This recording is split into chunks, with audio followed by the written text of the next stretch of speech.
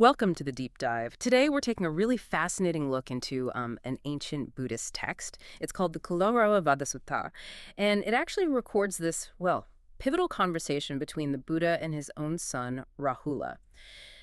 Our mission, really, for this deep dive is to unpack the core teaching here. It's all about systematically exploring reality, perception, trying to guide us toward, a genuine understanding of liberation. And what's really quite remarkable, the text itself points this out. This wasn't just some quiet father-son chat. You have to picture this.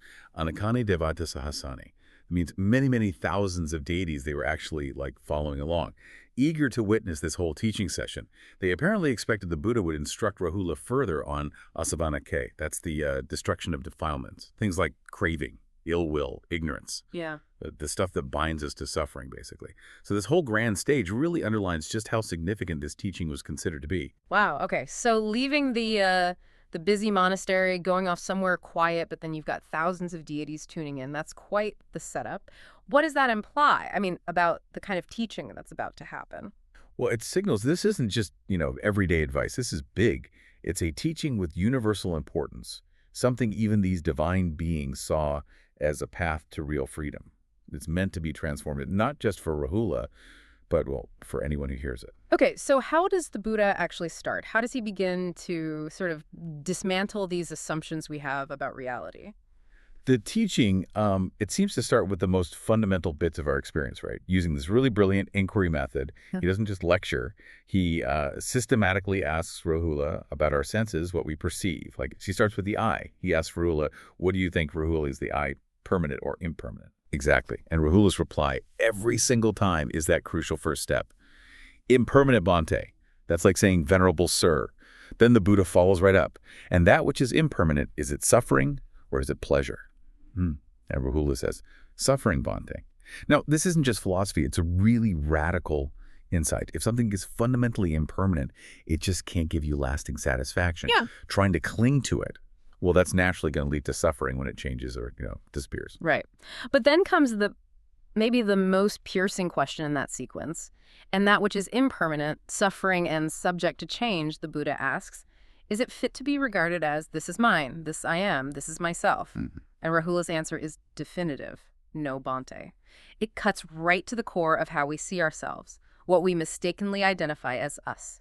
And what's so thorough here is that this exact line of questioning, it doesn't just stop at the eye. It gets applied to absolutely everything we experience. So the Buddha uses it for forms, visible objects we see with the eye.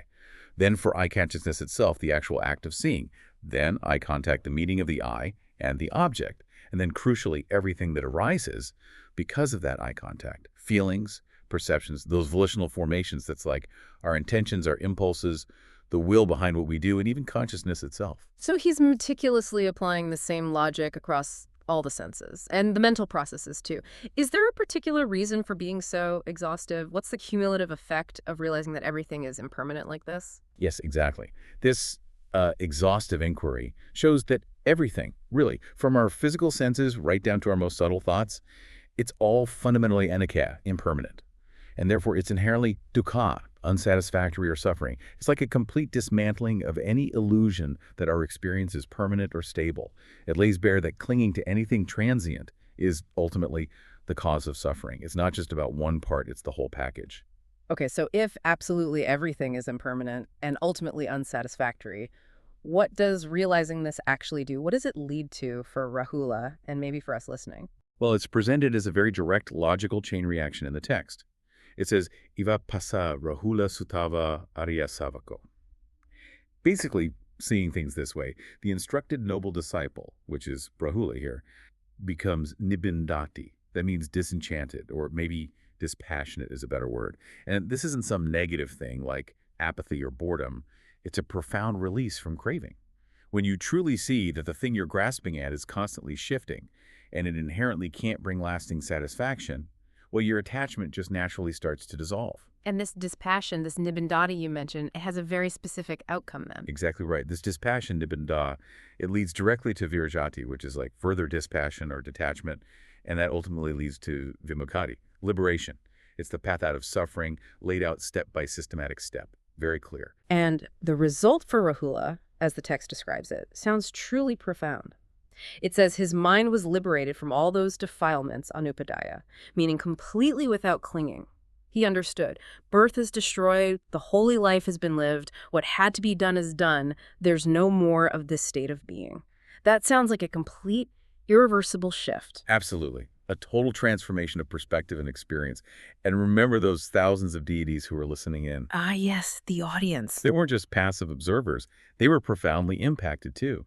The text says they also attained the dust-free, stainless eye of Dhamma.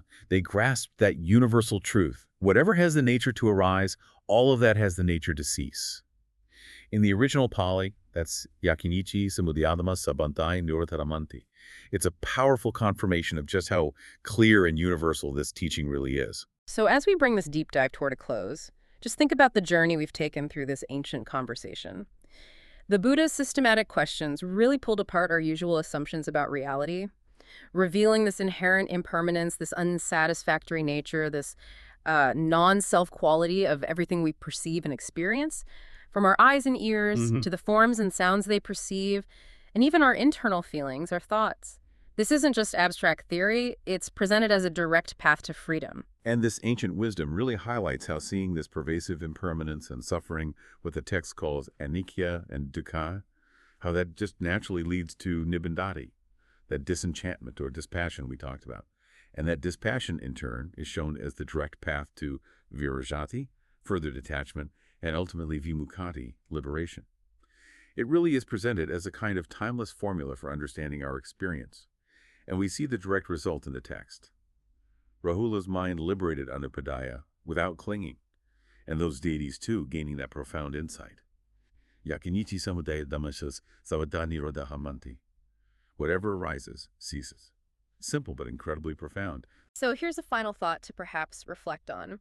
If our most fundamental perceptions, what we see, hear, touch, taste, smell, even what we think, if all of that is inherently impermanent, ultimately unsatisfactory, and not really ours in a permanent sense, well, what does that suggest about where we usually look for lasting happiness or for our sense of identity? How might really understanding this, even a little bit, shape your own daily experience, your interactions with the world? Something powerful to consider from this ancient insight.